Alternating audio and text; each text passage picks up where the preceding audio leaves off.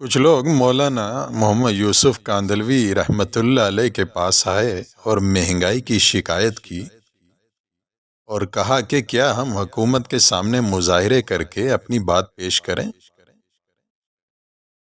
حضرت محمد یوسف رحمۃ اللہ علیہ نے ان سے فرمایا، مظاہرے کرنا اہل باطل کا طریقہ ہے۔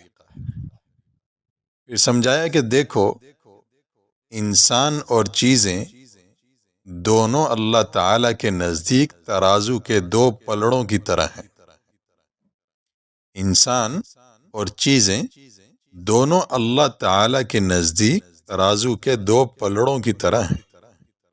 جب انسان کی قیمت اللہ تعالیٰ کے یہاں ایمان اور اعمال صالحہ کی وجہ سے بڑھ جاتی ہے تو چیزوں کی قیمت والا پلڑا خود بخود ہلکا ہو کر اوپر اٹھ جاتا ہے۔ بات کو سمجھے؟ جب انسان کی قیمت اللہ تعالیٰ کے یہاں ایمان اور اعمال صالحہ کی وجہ سے بڑھ جاتی ہے تو چیزوں کی قیمت والا پلڑا خود بخود ہلکا ہو کر اوپر اٹھ جاتا ہے اور مہنگائی میں کمی آ جاتی ہے۔ اور جب انسان کی قیمت اللہ تعالیٰ کے یہاں اس کے گناہوں اور معصیتوں کی کثرت کی وجہ سے کم ہو جاتی ہے تو چیزوں والا پلڑا وزنی ہو جاتا ہے اور چیزوں کی قیمتیں بڑھ جاتی ہیں۔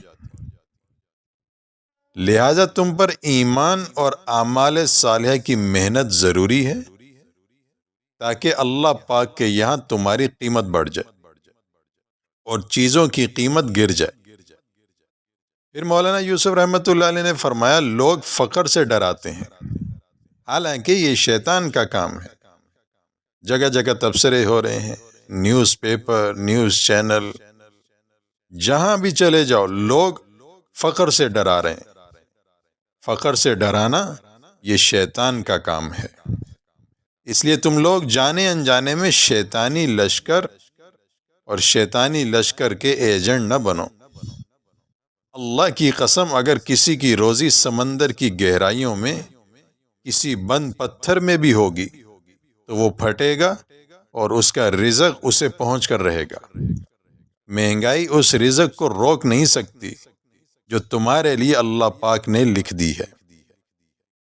اس لیے اپنے گناہوں کا بوجھ کم کرو، جو نافرمانی اللہ کی ہو رہی ہے اس کو ختم کرو، اعمال صالحہ اختیار کرو تاکہ اللہ کے ہاں تمہاری قیمت بڑھ جائے۔ اور جب اللہ کے ہاں تمہاری قیمت بڑھ جائے گی تو دنیا کی یہ جو چیزیں ہیں، ساز و سامان ہے، ان کی قیمتیں کم ہو جائیں گی، مہنگائی ختم ہو جائے گی، مسئلہ ہی حل ہو جائے گا۔ آج امت گناہوں میں پڑی ہوئی ہے، گناہوں کی کثرت میں پڑی ہوئی ہے، اس لیے اللہ کے یہاں اس کی قدر و قیمت نہیں ہے۔ نافرمانی عروج پر ہے، جگہ جگہ گناہ ہیں، من گناہوں کی محفلیں ہیں، تو اللہ کے ہاں ہماری قیمت گر گئی ہے، اس لیے دنیاوی چیزیں، ساز و سامان، ان کی قیمت بڑھ گئی ہے اور اس لیے مہنگائی عروج پر ہے۔